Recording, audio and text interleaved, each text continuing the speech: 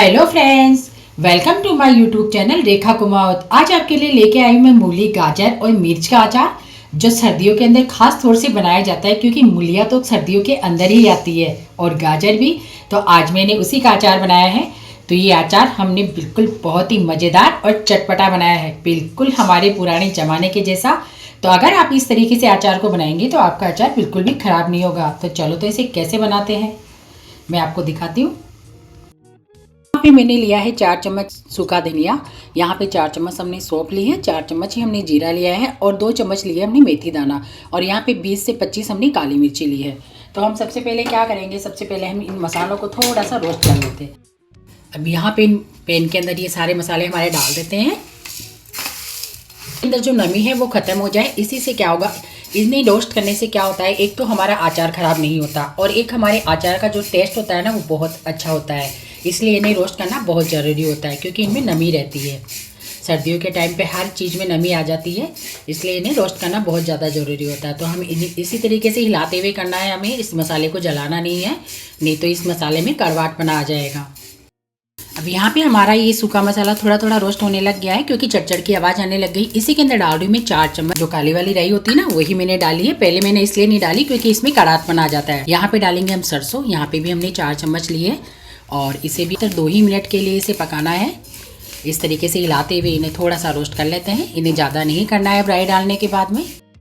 तो यहाँ पे हमारे मसाले रोस्ट हो चुके हैं अच्छे से। बस अब इन्हें डाल देते हैं दूसरी प्लेट में और इन्हें ठंडा कर लेते हैं हम और फिर इसे दरदरा सा करके हमें पीसना है। तो यहाँ पे हमारी वेजिटेबल तैयार है। मैंने यहाँ पे 2 गाजर ली है, एक हमने मूली ली है और 250 ग्राम हमने लिए हरी मिर्ची। तो यहाँ पे सबसे पहले डालेंगे हम इसके अंदर गाजर। गाजर को बिल्कुल साफ़ सुथरी करके ही आपको काटना है, बिल्कुल भी पानी नहीं रहना चाहिए। आप देख सकते हो बिल्कुल हमारा बर्तन सूखा सूखा है। बिल्कुल इस तरीके से ही आपको अचार की रेसिपी तैयार करनी है, नहीं तो क्या है, हमारा अचार बिल्कुल ख़राब हो जाता है। अगर उसमें थोड़ा सा भी पानी रह जाता है या नमी रह जाती है तो हमारा अचार बिल्कुल ख़राब हो जाता है। आप देख सकते हो हमारी प्लेट बिल्कुल सूखी है जबकि मूली है इसके अंदर और ये हमने लिए 250 ग्राम मिर्चियाँ। तो ये सारी डाल देते हैं हम इसके अंदर और अब डाल देते हैं हमारे मसाले जो हमने पीसे थे। तो ये हमने सारे मसाले दरदरे से कर लिए हैं। आपको इस तरीके से करना है, बिल्कुल बारीक बारीक नहीं करना इन मसालों को क्योंकि दरदरे मसाले का टेस्ट बहुत अच्छा आता है, बारीक वाले मसाले का टेस्ट अच्छा नहीं आता। तो मैं इसे सारे को मिला देती हूँ हमारे अचार के अंदर।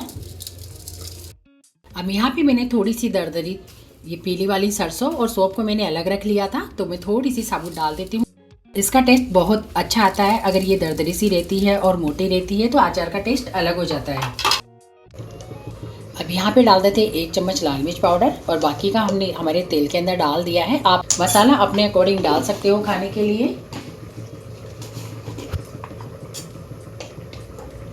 और यहाँ पे आधी चम्मच हल्दी डाल देंगे हम, चम्मच भर के नमक, 1 चम्मच हमने तेल के अंदर भी नमक डाल दिया था।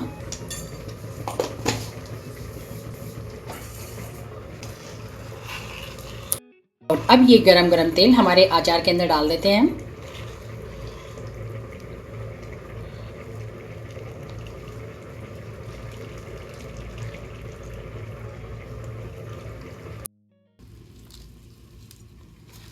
तो अब हमारे सारे अचार को मिक्स कर लेते हैं हम, सारे मसाले को मिक्स करके तैयार कर लेते हैं। जब भी आप अचार किसी बर्तन में डालो तो सूखे बर्तन में डालना, उसमें बिल्कुल भी नमी ना हो। और जब भी हम निकाले अचार तो बिल्कुल सूखी चम्मच से निकालना। साफ़ सुथरी चम्मच अगर रहेगी तो हमारा अचार बिल्कुल भी ख़राब नहीं होगा, सालों साल चलेगा। ये अचार मैंने पूरे साल के लिए बना लिया है।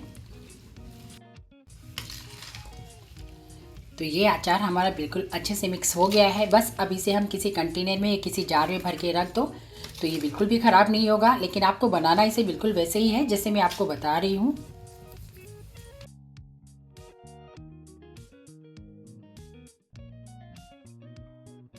इस पर डालेंगे हम थोड़ी सी हींग और इसे इस तरीके से हमारे कंटेनर के अंदर रख देते हैं ताकि हमारी हींग की खुशबू इस अचार के अंदर बहुत ही अच्छे से आ जाएगी, ताकि हमारा अचार एक तो खाने में तो जो मज़ेदार बनेगा वो बनेगा ही, लेकिन ये खराब भी नहीं होगा।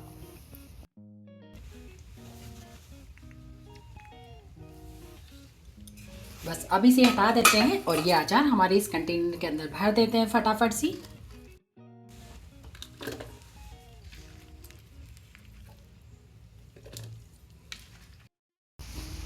तो ये हमारा अचार बिल्कुल बनके तैयार हो गया है। तो आप इसी तरीके से अचार बनाएं ताकि आपका अचार बिल्कुल भी ख़राब ना हो और सालों साल चले।